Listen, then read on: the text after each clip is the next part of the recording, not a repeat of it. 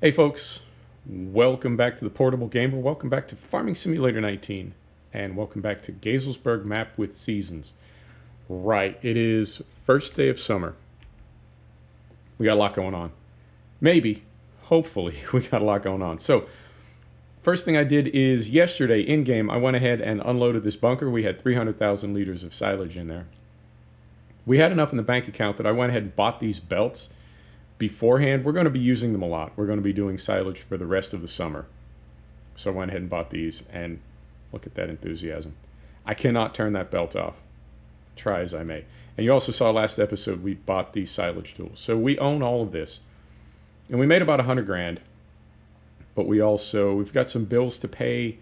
I leased these mowers because buying them would have been, well, just the rear butterfly is 60 grand.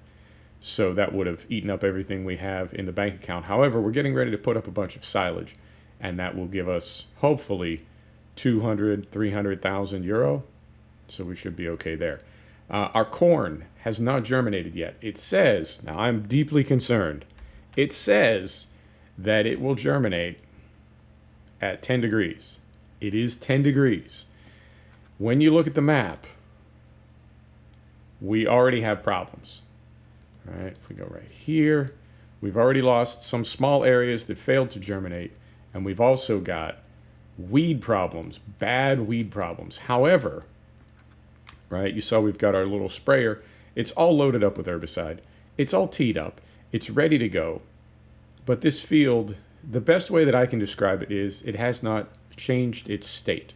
So it's in the same state that it was the last time we intervened, which was to plant the corn. Nothing has changed since then, and for that reason, we can't spray these weeds. Now, as soon as this field sprouts, we will be able to spray these weeds because you can spray, I believe, in first growth stage, first green stage of crop, you can spray weeds. But until then, we cannot spray. Now, I don't know if spraying them because they've been out and doing their weed thing for so long, I don't know if spraying them then and killing them is going to save the crop in this area. I'm concerned. I mean, this is still a massive field, and corn gives you the most bang for your buck in terms of silage. We're going to lose a little bit, but I think we're going to get a lot back. However, losing crop, man. I don't like to lose crops. Something about it just really bothers me. So these weeds, oh. And I was also told that if you plow, you won't get weeds. Well, we most definitely plowed this field. Last episode you saw, this field was plowed. And we even used a traditional plow. We didn't use the subsoiler, and yet there are weeds. So at least with seasons on this map, or with the particular combination of mods that I'm running, I think we can put that rumor to rest, because we most definitely plowed, and we most definitely have weeds. So that is that. Let us now try to automate part of mowing. I had an idea. Did I cover everything? Did I? Money. Let me show you the money. Our loan is still at 1.3 million. I did not add anything to it. And as I said, with these mowers, we would have only needed to jack the loan by about 10K, but I'm really trying to get away from that. I mean, it's 1.3 million. I'd really like to not have it go any higher. So we did lease these one more time. And we may or may not get a second cut this season. If we do not, then leasing them is certainly more cost effective than spending 70,000 euro. Right, so I have a plan. I have me a plan. And as of today, as of November 20th, this morning before I started recording, I went to GitHub and downloaded the most recent, November 20th, most recent CoursePlay, vehicle control add-on, and vehicle AI. Because I really want to automate these massive fields, or semi-automate them, or something. So let's do this first. So we're going to open up CoursePlay. Right? Earlier today, using the MB track, I created a course called Middle Meadow Border. That's it. And it is actually just the outline of the Middle Meadow, which is, go back here. It's not letting me do it. I got to close that. We go back here. We go to the map. The Middle Meadow is everything from sort of the BGA where we are all the way over to the hop drying rack all the way over to the pond, more or less. So sort of the center of the screen right now, that's the middle meadow. So middle meadow border is loaded, and then we go to course generate. We're on field work. We go to course generate. We want our currently loaded course. We want headland. Come back. We want headland. 2 passes clockwise. We do want to start on our headland passes so we can get that swath picked up so we're not driving back and forth over it. And everything's good there. And that's actually not right. We're going to be 10 meters for those butterfly mowers. So are they selected? Yes, they're selected. Are they open? Are they extended? Let's try this. So we open those up, and now what do we got? We've got 9 meter. You know what? I'll take it. I'll take it. We're going to lose a little bit. We'll have some overlap, but I'll take it. I'm not going to get fancy and try to make it 10 meter. So I think, all right, what do we got? I mean, we've got a course. Yeah, that works. That's what I'm looking for. Now, my only question is, let me fold this back up. My only question is, well, I can't say my only question. I got a lot of questions. One of my questions is it going to see both tools and use both the butterfly mower on the rear and the front mower on the front? So we'll have to see when we get started here how it all works. So we go right over here. We're going to start at the first waypoint. We do want to stop at the last waypoint. We don't want to return to the first point. We are on field work. Let's give her a go and see how she does. Front mower is down, rear mower is down. Both mowers are mowering. Holy smokes, this just might work. All right, so if we turn this off and we slow this guy down a little bit. There we are. We slow this down a little bit. All right. Not quite that far, sir. There you go. There you go. Okay, let's take a headland on CoursePlay. CoursePlay's in control right now. I'm just a passenger. So let's cruise around and see how we do. And then I'm going to hop in the MB track and follow along. Now, ideally,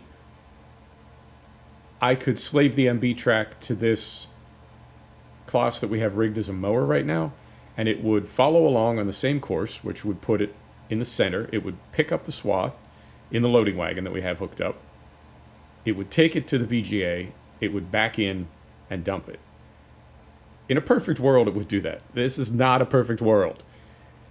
I've seen one YouTuber set it up so that their carts were backing into the BGA and unloading.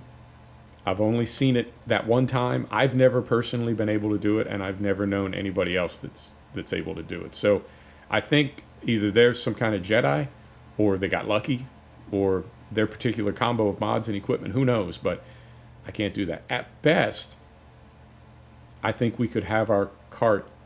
Well, it's not really a cart. It's a loading wagon. We could have our loading wagon on this course, picking up this swath, right?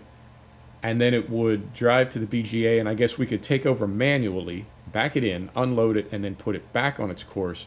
But I don't know if it would go back to where it left off, as we had it set up with our seeder one time. Yeah, we had a seeder set up, or a drill or something, where it would plant until it ran out of seed, and then it would go back and refill. And I know you can set up fertilizer that way. You can set up slurry sprayers that way. Yeah, we've done all that. But when it goes back and picks up where it left off, there was never any intervention by us. So if our loading wagon were to, you know what I mean? If we were to sort of stop the process to manually unload it, when we put it back on course, I suspect it would just go back to the beginning. Now, in a way, I don't know, that's pretty hokey. It would, if it did start at the beginning, it would just drive the pattern again until it got back to the place where there was a swath, and then it would drive till it was full. But that would be a lot of wasted time and a lot of wasted fuel. I feel like, I mean, wasting the fuel, that would bother my OCD. But I think also it would be wasting a lot of time, because particularly when you got to the end, you see what I mean? It would essentially be driving the entire course. How many times it takes to fill? 10 times, 15 times? I don't think that's an efficient use of time. So that's not a possibility. Ideally, well, I don't know. Let's just get through a headland in this thing. We'll hop in the MB track, and we'll go from there. And I can also tell you that last episode we were pulling our big Shootmaker slurry spreader. We were pulling it with a Zarian. Plenty of horsepower. Everything right now is, we're just the opposite. I want to say this Colossus is 230 horsepower, and these mowers are 250 for a requirement. And then that Shootmaker loading wagon is a requirement of 240, and our MB track is 210. The only reason I think we're getting away with it is this field is pretty flat. But yeah, we're definitely light on horsepower for this big a project. There's a little patch of dead grass. Interesting. But you know what? If nothing else, even being able to automate the mowing portion of this and just run the loading wagon, that's really making me happy, because this field, as it's gotten bigger and bigger and bigger, has become more cumbersome to manage. So that works for me. And I guess of the two, this would be the one that we do want to automate. The reason being, unloading at the BGA is something that we would always have to do manually anyway. So it's okay that we're doing it. We're doing the first and second part of that process. We're picking up the swath manually, and then we're unloading it manually, because at the very least we would have to unload it manually either way. Okay.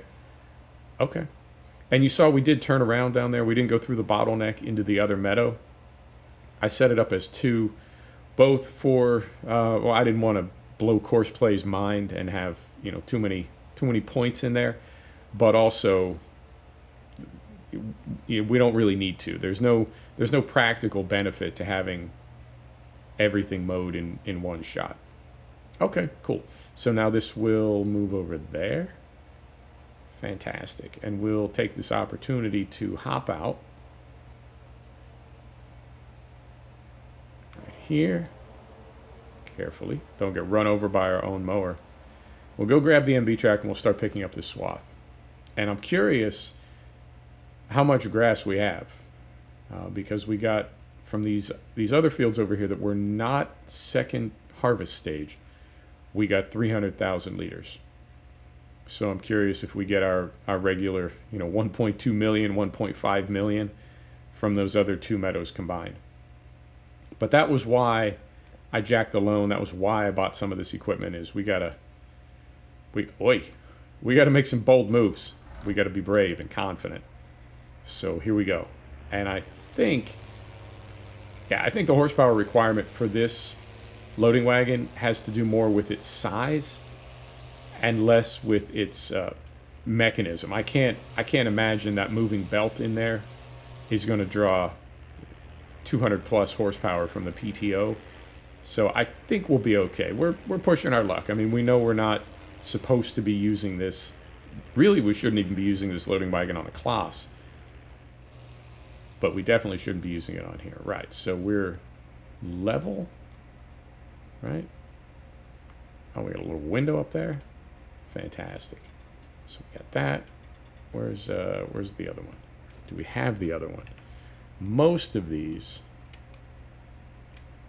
no. Okay. Most loading wagons have the option to raise or lower, or I guess change the angle of the entire loading wagon so as to have the pickup at the best angle. This one, it seems, does not. But okay. Well, we're rolling now, and let's see how full we get from this headland. Try to keep it centered here. It looks like we're missing a little bit, but I'm okay with missing a little bit. I just don't want to miss a lot. And I'm also aware that it's raining. Now, I know we'll lose grass on the field at midnight. I don't know if we'll lose any during the day. With everything in seasons being in thirds, I'm curious sometimes if they don't break the day down into 3 8-hour periods, and various things happen as you transition from one of those 8-hour periods to the next. So, you know what I mean? Like if your grass sat out from morning till afternoon being rained on, as long as you got it all picked up by midnight, there'd be no penalty. That seems, you know, it seems a little generous for a mod as dedicated to realism as seasons. That it seems like they'd be kind of cutting you a break there. So that's just the feeling I get. I don't know that for sure, but it feels that way. So I guess what I'm getting at is, as quickly as possible, let's get this grass picked up so we don't lose too much of it. But if we miss a little bit here and there, that's all right. Because like I said, we'll be over 1 million liters. And that's about 300 grand, and that's a quarter of our loan to pay off just with this grass. And we do have that corn, even though we've lost some of it. Even though we've lost some of it, we're still going to have, I would estimate, at least 1 million liters of silage from that corn. So I think it's going to be okay. Now, that brings us to another question. As we get into that part of the harvest, when we do bring that corn in, is will we ever be able to automate the, I mean, we can put it on a dumb worker. We can put the forage harvester on a dumb worker and just follow along behind with, probably with this thing, I think. I mean, we can use this as a loading wagon, but we can also use it as a cart. So I would guess that we could put, if we had to, we could just put the forage harvester on a dumb worker and service it with this thing. But I would prefer, because those fields are somewhat irregularly shaped, they're mostly rectangular, but they are a little off here and there. I would prefer if we could put the forage harvester on CoursePlay, and I believe, at least last time we tried to, we could not. But that's why I downloaded the most recent CoursePlay. Used to be a feature.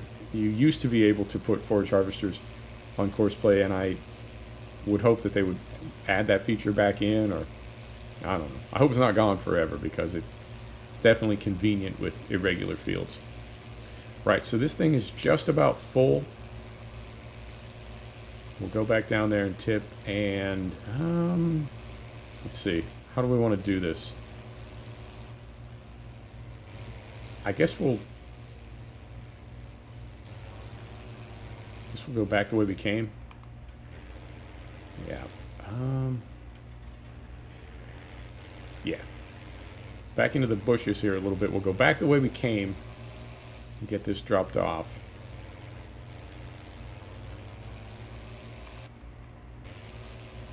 And that'll also,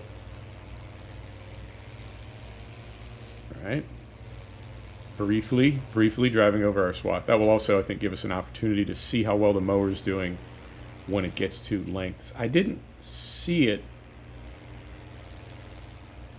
Well, actually from here already I can see it. I didn't see it lift the mower decks, but just now I did see it. So I think at the end of its lengths it is going to be lifting. And I'm curious, if it lifts them both at the same time, it's always going to be missing something. You know what I mean? So I don't know if CoursePlay is smart enough to lift the front deck at the end of the length and then wait a few seconds before it lifts the rear deck. But we'll see. And again, if it misses a little bit, I can go back in and mow that manually. But we can pull around the corner here and observe a little bit and see how it's doing. Man, these are very short lengths. Okay, so it looks like it's going the opposite in terms of like methodology for that. It looks like it's actually leaving the front mower down and just continuing on until the rear decks clear the end of the row. Sort of. Or just leaving the front deck down permanently. Okay. All right. I mean, we may need to do a little bit of extra cleanup but I think we'll be all right. All right, so it goes back there, and then it drops everything. Or it is lifting the front. It's just still mowing. I don't know. Let's take a look at the end here.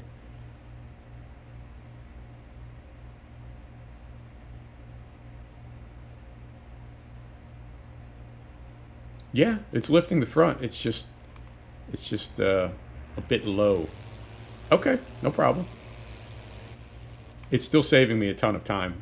I saw on CoursePlay when we first turned the cloths on, it said 42 minutes. So that's the better part of an hour of me not mowing. I'll take it. I will definitely take it. So let's get this thing unloaded. We'll go, how are we doing on time? 21 minutes. Let's go gather up the rest of that headland, and then we'll call it.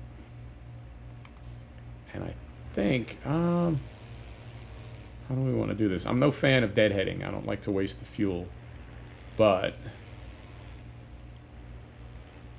if we started clockwise, if we go anti-clockwise to try to gather up that outside headland from the other direction,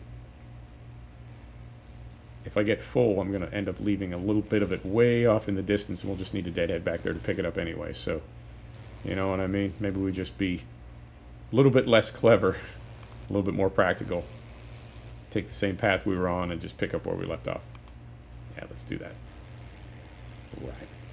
And this, we're, what did we say, 30 horsepower light? We seem to be doing okay. You know, I say that, and now we're like struggling to get up this little hill. Now we're doing all right. We're doing okay. Okay. Yeah, I mean, this is going to be a little bit tedious, gathering up these very short rows, but I think, yeah, I think CoursePlay, I don't know how it goes about calculating what the best length of a field is. As CoursePlay continues to evolve, I'm curious if there will ever be a time where it will have lengths that are sort of perpendicular to one another. Like, let's say you had a dogleg field, right, that it would calculate the longest runs you could get on one part of it, which would then be the shortest runs you could get on the other side of the dogleg. So it would run lengths at a different angle, right, to get the longest runs that you could have on the other side. Does that make sense? Rather than doing all the lengths on the same axis, it would rotate for the second half of them and get more lengths, less turns. You know how that works. I know, man, New Holland, or CNH, I think, the videos that they post on YouTube for some of the new technologies that they have, there's a big agriculture show going on somewhere in the world right now. And the videos that they post for their emerging technologies are just absolutely, it's like something from the space program. It's unbelievable what they're doing with agriculture and computers and satellites and sensors and everything. Radar, it's crazy. It's a really strange time to be alive. You know, I get that at any time in history, whatever state of the art was, that was state of the art. You know, there was a time when the steam engine was like, the same way we look at the most cutting edge technology that we have. That's the way people looked at the steam engine, or the way we look at the internet and smartphones. That was how people looked at the first Atlantic telegraph cable. It was a really big deal. You know, it took the time to get a message from England to the United States. It took it from 7 or 8 days to 20 minutes. Man, that's quantum. You know, it really is. So I get that state of the art at any given moment is state of the art. At the same time, I look at technology in 2019 going on 2020, and I think, no, man, we've got some really extraordinary technology that is changing our lives and changing the world in ways that some technology in the past has, but not a lot. I mean, we have technology now that I would say it's not quite at the level of like fire and the wheel, but it's close. We've got amazing technology, and it's doing amazing things in the world. So, yeah, big fan. big fan of tech. It's not the be-all, end-all. I still like analog for plenty of things. And I'm old school in plenty of ways, but I appreciate technology. So I think, yeah, we did good because we're going to be full just before the end of the headland here. And had we gone in the opposite direction, yeah, like I said, we would have had a little bit down at the other end, and that would have just, right? We would have had to go down, drive all the way down there just to pick up that little last bit. And right. I think our hillside kind of drops off pretty sharply there. So rather than risk a rollover, I'm going to drive over our swath one more time. We're at 26 minutes. I think, yeah, this is a good place to call it. But I think next episode, when you come back, we should have hopefully close to or over 1 million liters of silage in these 3 bunkers right here. And then the 3 on the other side I want to leave open for our corn. And hopefully, and that's the first thing you'll see next episode, is how our corn did. Hopefully, not a disaster. Hopefully it's okay. So, get this backed in here. Get this unloaded here. Try to get that as close to the back wall as I can. All right. I do like in 19, as compared to 17, that when you get to a point where your trailer can't dump any more into the pit, it doesn't close and stop unloading. It just stops unloading, pull forward, and it continues unloading. Right. So we will, what's a nice screenshot? Maybe right down here. Pull this thing up right here. Set the brake. We're going to hop out.